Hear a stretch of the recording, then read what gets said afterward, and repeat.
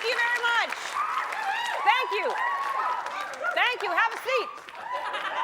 Wow. Woo.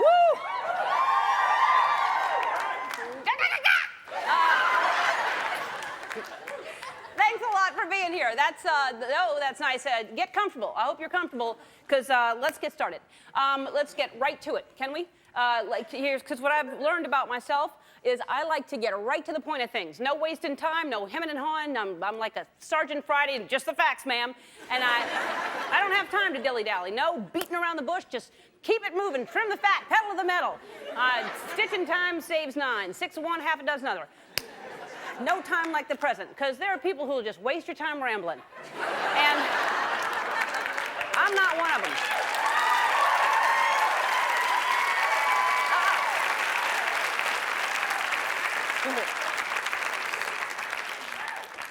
No siree, Bob, not me. I won't talk like some of those people. You know these people you know the people, they waste your time, they start off a sentence by saying, guess what? They know the answer's gonna be what? That's a time waster. You just start guessing. Next time, waste their time too. When they say, guess what? You're allergic to wheat?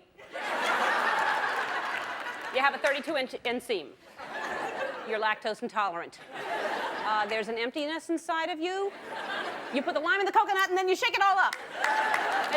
Just waste their time, because it's a bad habit they get into. You know, there are certain people that they shouldn't say guess what. They're like, you turn on the news, it's 6 o'clock, I'm Lance Master, guess what? You don't want that. That's not, a newscaster shouldn't start that way. Or a doctor. You don't want to go to the doctor's office, we got your test results back, and guess what? You don't want that. They just come out and tell you what it is. I don't know, although, you know, there are exceptions. You don't want somebody to, you know, some things need a guess what in front of it. Like, you don't want somebody to just come right out and say, I'm not wearing any pants. It's a buffer. Listen to the difference. I'm not wearing any pants. Oh, you'd just be shocked. But now listen to this. Hey, guess what? I'm not wearing any pants. Isn't that better?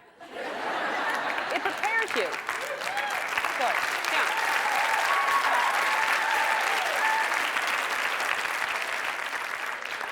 and then you have the people they'll say, hey, can I ask you a question? Like, that depends. Is it personal? No. All right, go ahead. Do you think I should trim my bangs? Did you really need to ask me if you could ask me that question? And then you have now the big thing the rappers are saying, you know what I'm saying? Constantly, know what I'm saying? They do it without even finishing a sentence. It was yesterday, know what I'm saying? Okay, yes, yesterday. It wasn't today. I'm with you so far. Go ahead. And then I went to a party. Know what I'm saying? Mm-hmm. Yes. It was off the hook. Know what I'm saying? It was a shizzle to the dizzle to the mazizzle to the frizzle. Know what I'm saying? No. No. Now I don't. Now you lost me. I thought I knew what you were saying. And now I don't know. But first you have to know what you're saying, and then I might know what you're saying. Know what I'm saying? All right, I know what you're saying. You know what I'm saying? We all know what I'm saying. Hey, guess what? It's time for me to dance.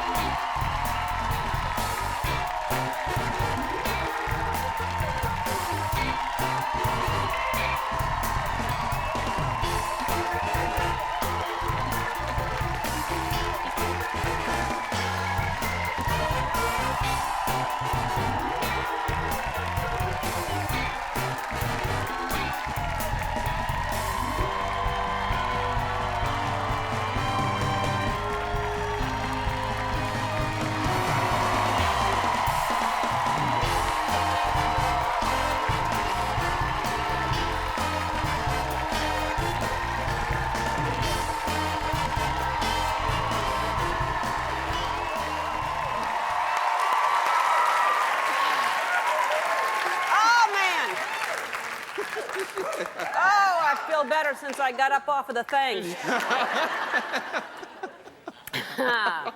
Tony. Hey. What do you got for us today? Talk to me. Guess what? You're lactose intolerant. No, but the young lady I went on a date with has this thing for owls. She has owl toys and owl memorabilia around her house. Well, first of all, what that says is you went to her house. Because the last time we talked to you.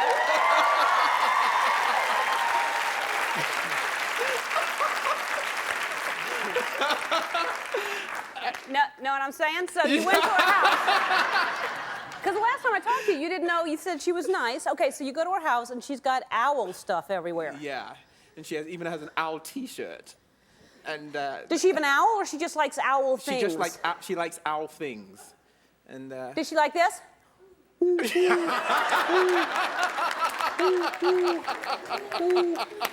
then the owl's friend.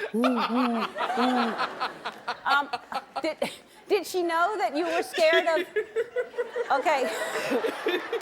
Hey, wait. Can I ask you a question? Go ahead. Did you kiss her?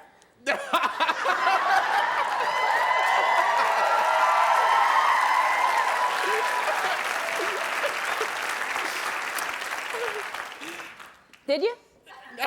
I don't kiss and tell. All right. Oh, well, I like that. That's good. But the way to sneak it in is act like you're doing an owl impression. Go, and go.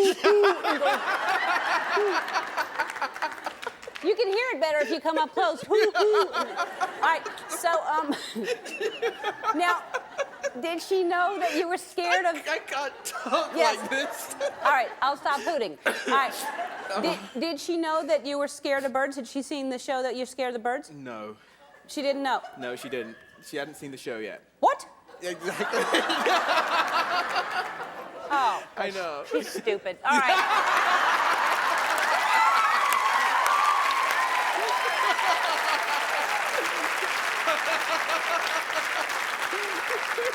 I don't like her. I guess I won't be marrying her I don't then. like her. She's not right for you. All right. Now, you think that, the show, we're brand new. It's the first year, so I'm going to learn. But I just continually, I cannot figure it out. When people come out, I never know how to greet them. And I try to sense it, and just when I think I have somebody figured out, I don't. Because Isabella Rossellini was on yesterday, and I figured she's European. She's going to do the two-kiss thing. I don't want to get caught, and it's a slam dunk. She's going to definitely kiss me there and then kiss me there. So we go to, I've never met her before, classy broad, and so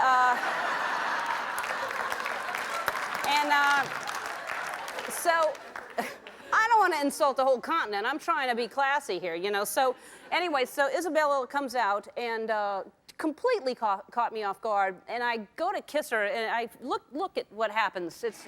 And we shake hands. I think she's going in. I go in. Oh no! All right. Oh man. So it basically looked like I was sniffing her. It just looked like I kind of just freeze it on when I lean forward. And it's almost like, look. It's almost like she's backing away from me, like. All right, so I'm embarrassed like crazy, and then, so then Bill Rancic, who is the Apprentice, the winner of The Apprentice, comes out. Now, I've never met him before either, and I think he's a businessman. This is definitely going to be a firm handshake, and I'm ready for a firm handshake, and Bill comes out and catches me off guard here. Up, like I'm some kind of...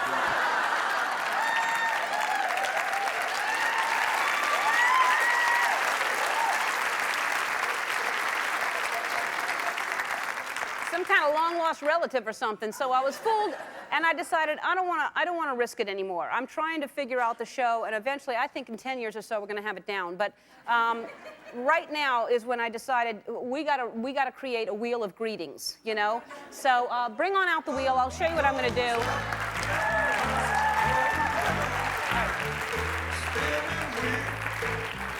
Oh, thank you, fellas. That's Houston and Nate, everybody there. Thank you. All right.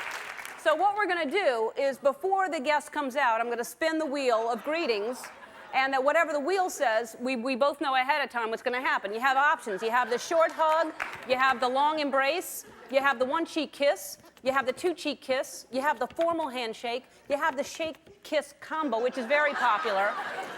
Yeah, we haven't done it yet, but we'll have a curtsy. and we have a wave. So I'm going to spin it right now, and whatever it lands on is what Christopher Walken and I are going to do when he comes out. So we'll take it. Who knows where it's going to stop? Oh, it's short hug. So that's what we're going to do. So that way, when we, all right.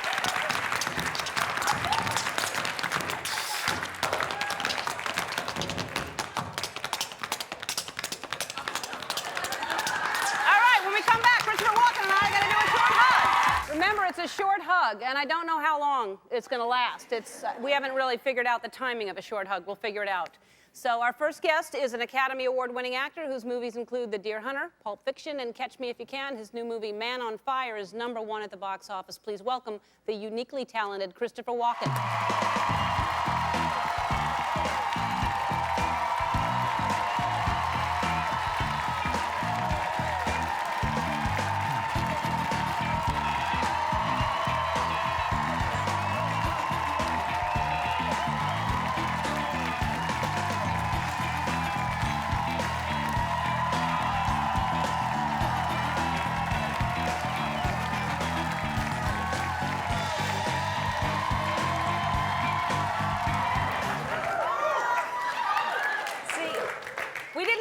Kiss combo up there, and we just... We did the combo. Yeah, we did the combo.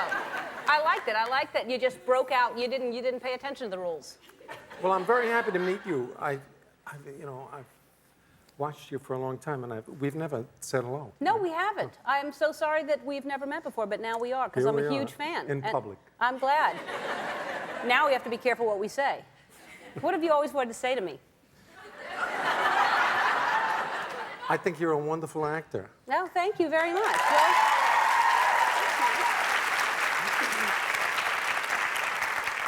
I think you're a wonderful actor. Thank you. I've enjoyed you in everything.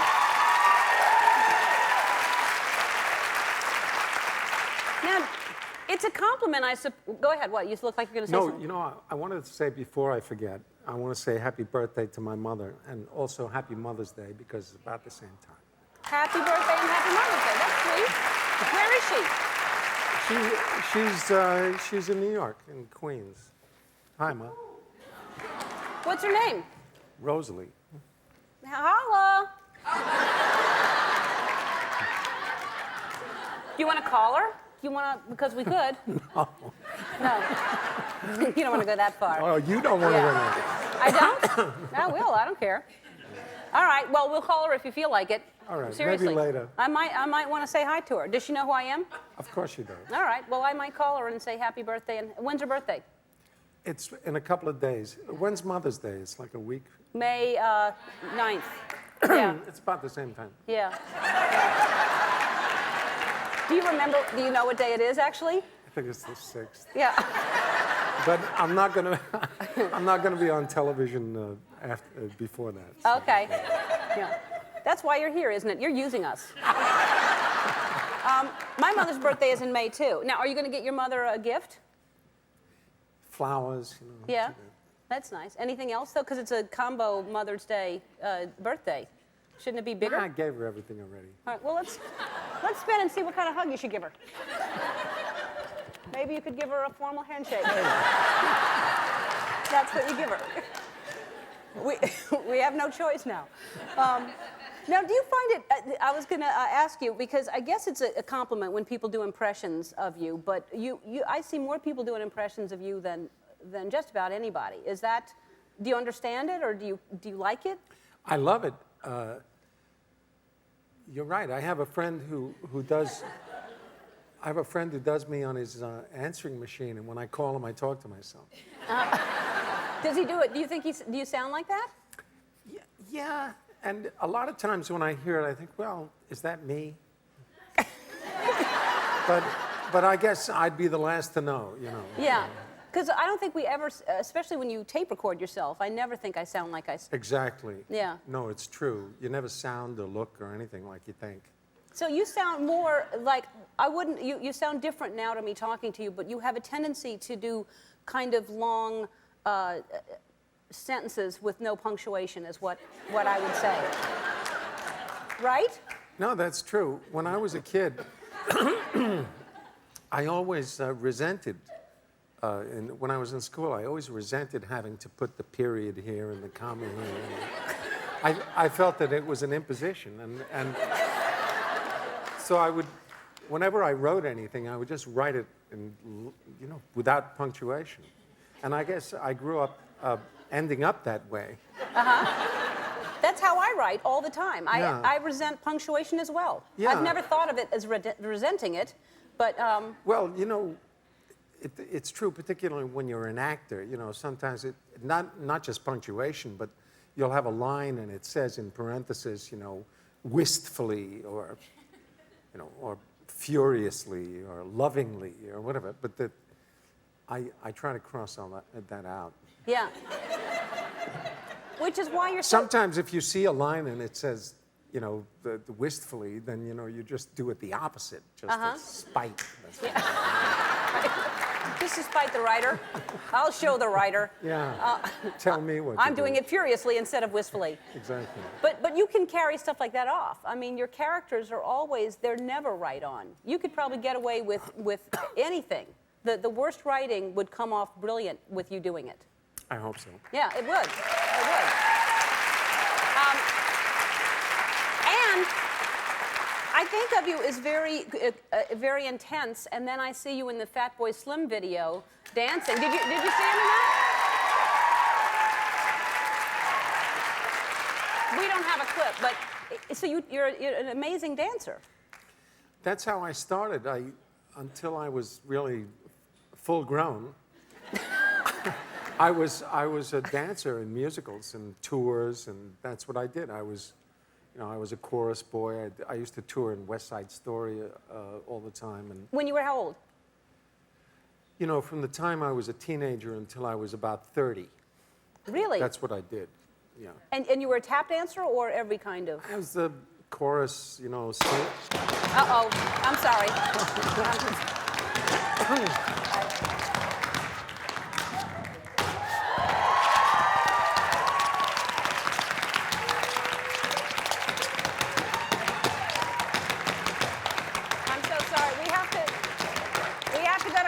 I'm so sorry, Christopher. We're back with Christopher Walken. And and now I think this is fascinating too. I don't know how many people know this, but you started out as a baby model? Well, when I grew up in New York, television was getting started in the early 50s. There were 90 live shows from New York. Everything comes from California now, but in those days before videotape, everything was live, and there were a lot of kids that they used more or less, as set dressing. We weren't actors. We were just... No, it was basically you were a prop. I mean, these pictures yeah. to me, they're almost cruel. I don't know how in the world... Oh, and here's when you were on the phone. Look at that. But there were these baby pictures, and they would usually have. I was actually just for a short time myself. But they would have a caption. I mean, this picture, for instance, would say, "When's lunch?"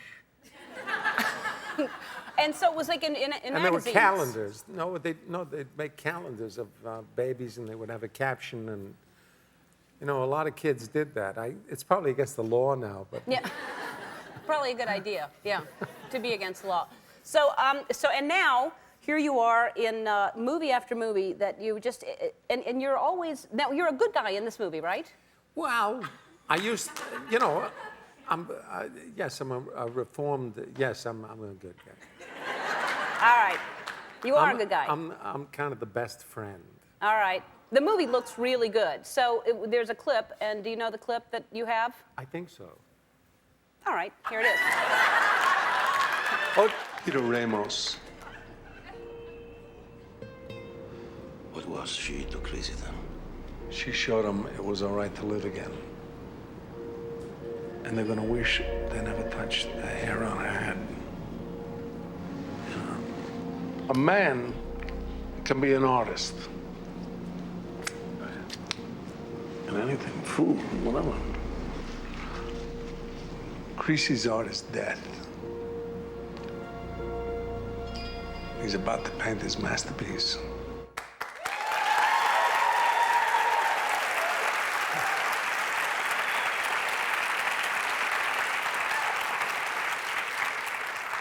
Well, that scene is kind of a turning point in the movie. It's Denzel, who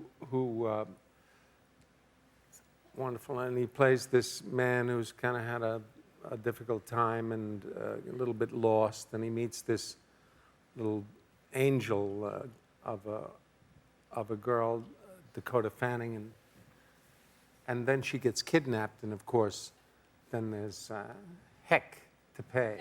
Yeah. And that scene is kind of when it goes from that to that. Well, I don't even know the movie, but that right there. Oh, darn it. All right. You know,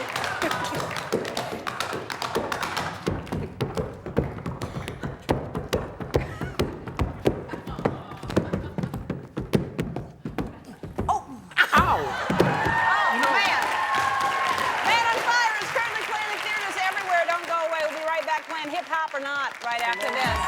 All right. Oh.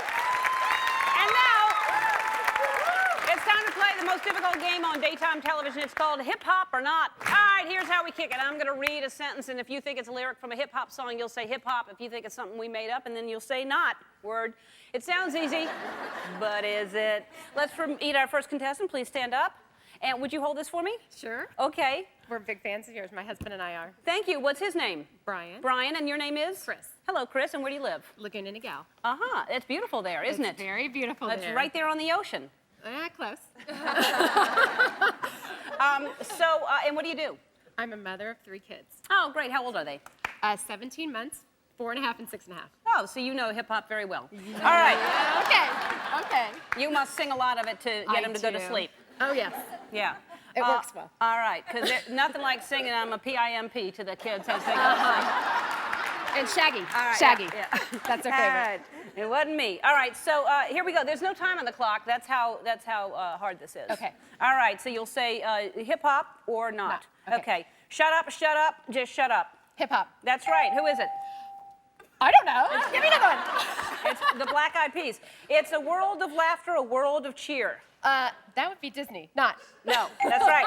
But I know y'all wanted that 808. Can you feel the BASS bass? Hip hop. That's right. That's Outkast. And a super dope homeboy from the Oak Town, and I'm known as such. Hip hop. Who is it? MC Hammer. There you go. If you can't see me, you must be myopic. Not. That's right. Oh, that's pretty good. That's great. All of them. Look what you got right there. There's a JVC General mini camcorder. Yeah. All right. Very nice meeting you. All right. You're number 2, right? Stand on up. Hi. Would you hold this for me? Yes, sir. What is your name? My name is Holly. Hi, Holly. Where do you live? I live in Denver, Colorado. Uh-huh. And what do you do? I'm a flight attendant and a mother of 2 teenagers. Oh, so you do know hip-hop. Yes. All right. And I love it. Yeah. I did too. All right. So here we go then. What do you? Oh, you told me what you did. I won't ask you again. Okay. You ready? I am ready. Here we go. I've got depth of perception in my text, y'all. Not. Beastie Boys. All right. The knee bone's connected to my cell phone. Not. That's right. Earbody in the club get tipsy. Not. Jaquan. I'm from the street, sweet petite. Not. That's right. I feel the wind 5, 6, 7, 8, 9, 10. Hip hop. Missy Elliott, that's right. There you go. Out of the way. All right. And you got an audio box portable DVD player, and that's how you play the hip hop or not. Tim Meadows will join me right after this. Watch out.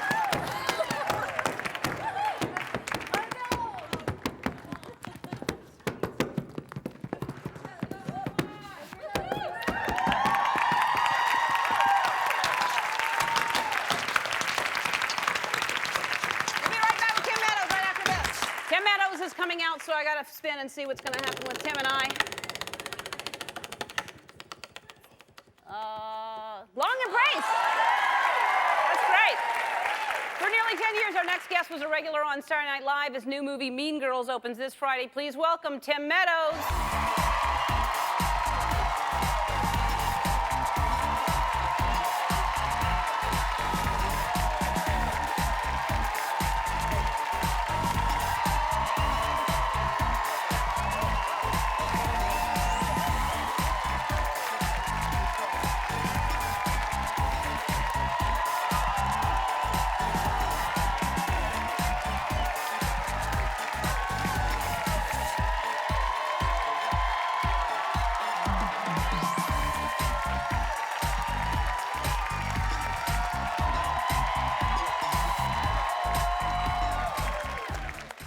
I was praying and hoping I got a long embrace. Yeah, I kind of rigged it. I did. No, there's no way to rig it. It was meant to be. Yes, thank you. Yeah. That was nice. Yeah, it felt good. It's the way we should greet everybody. It Yeah. really is. Nice, when long hug. Yeah, when you go to work tomorrow, try to have a long embrace with everyone you pass. Just stop and... It brings up, I feel really comfortable now. I was very Yeah. nervous before, but Yeah. now I feel like I could do anything. Yeah. What do you want to do? Can I take off my clothes? Yeah. Is Okay. that, yeah. What if you really did? That would be What if you horrible. meant it? Yeah.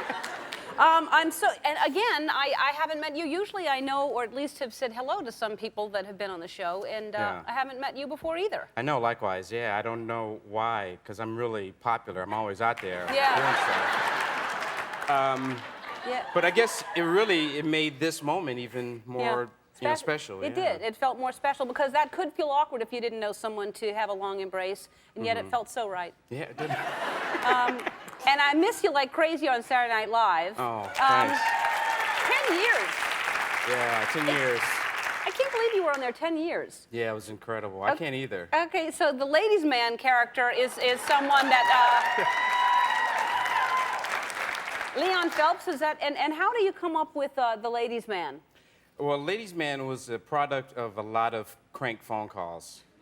I used to call, Pizza Hut or, just any kind of, place and just do crank phone calls, basically, like, yeah, what's happening?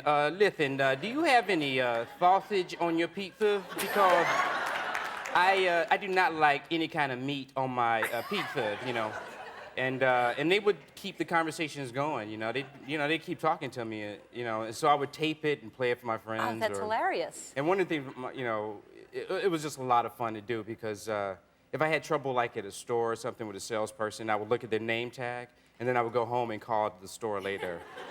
As Leon? As Leon, yeah. I would, do something like, Oh. Is he coming out? No, I didn't. Oh. No.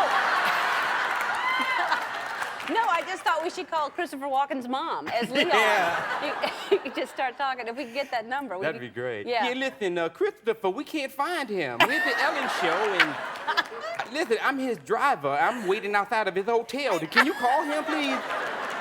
Yeah, she'd love that, wouldn't she? Hotel. So now, this character obviously works very well, but have you, because on Saturday Night Live, as a writer and performer, you write these skits and you hope they work because Right. you're writing for yourself. Yeah. Have you had bad situations where they just, right in front of everybody, just tank? Yeah. Those are the moments that you never forget, Yes. really. I mean, you remember the good ones, but the bad ones, boy, it's. I remember one time I did this sketch, it was called 20 Questions with Bryant Gumbel.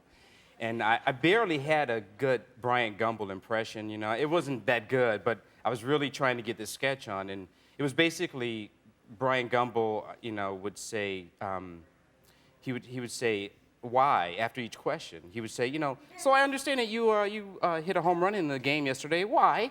And the person would answer, and then his follow-up question was why. And so I thought, I could build a sketch around this, but that wasn't clear thinking. So I had to sketch it, and it was called 20 Questions with Bryant Gumbel, and it had one question and then 19 whys. And so the audience... So you had nowhere to go except for the 19 whys. Yes, nowhere to go. And the audience, I could hear people in the audience saying why before I said why.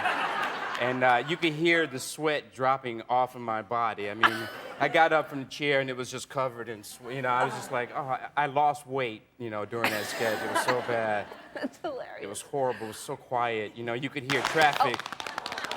You can hear a tap dancer. Yeah.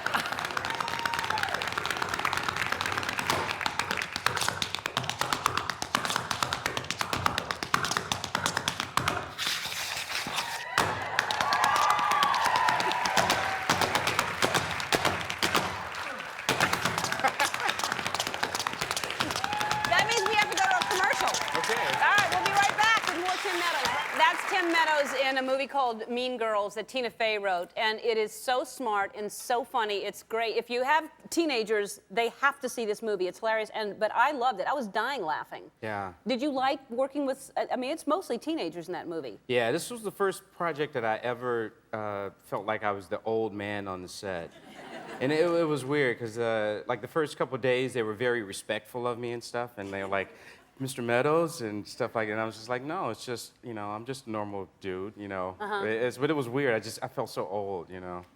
And one night Chris Rock was performing in Toronto, and I took a lot of the people from the cast and stuff to see him. And after I got in, I was sort of worried because I was like, man, Chris is in his act. Right. So I was like, is this too much for you guys? Is it going to be okay, you know? Yeah. But I felt very protective and very, very old. Yeah.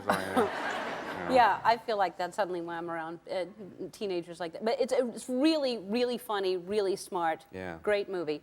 Now, when you were a teenager, we were just talking about this. There's a picture of you here. It's too small. I think we have it for you Yeah, this in. is how cool I used to be. Yeah, this is. All right, so look at you, so proud of that saxophone. Yeah. And you're in band, and that must have felt cool. Yeah, you know, people in marching bands are, you know, historically cool people. I don't know if you know that or not. But yeah, I mean, I was very proud to be first chair saxophone player in the marching band, and you know, it was probably one of the highlights of my high school life. And then you had a very embarrassing situation. Yes, I got thanks. Well, It's sad, but you're. It's sad, but when I look back, I can laugh at it. Yeah. It was my first day of school, my second year in high school, and there was a big band practice in the football field. It rained the day before, and we were in our full uniform. And I was coming across the field, and I was really cocky because I had been made first chair saxophone player. And I was running across the field to catch up with the band. And as I was running across the field, I saw from the corner of my eye 3 dogs, sort of wild dogs that hung out in the neighborhood. And they began to chase me. And I was in that uniform that you just saw. And the band saw this. They were on the other side of the field. They saw this happening. And they were halfway laughing and halfway telling me to run, you know? So I took off running. I was going. The dogs are barking me. My saxophone fell out of my case into the mud, and I picked it up, and I was like, go back, get away, dogs, you know? And I kept running. My friends were going, come on, Tim. You know, there was a gate there.